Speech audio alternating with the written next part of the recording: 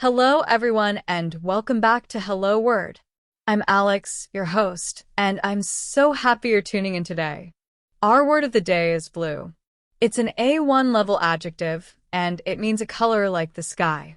Blue is a very common word, and it's one of the first colors many people learn in English.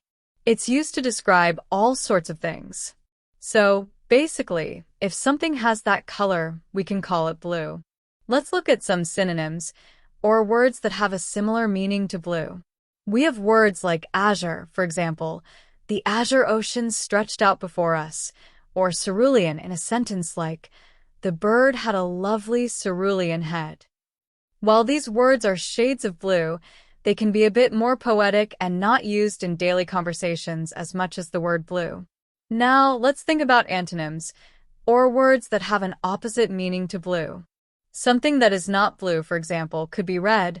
She was wearing a bright red dress, or yellow, like the sun is a shining yellow.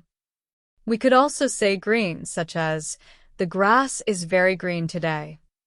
Blue appears in our daily conversations in many ways. For example, we say feeling blue when we feel sad, or we might describe someone's eyes as blue. We can say, I have a blue pen, or my shirt is blue. You can say, the sky is blue on a sunny day.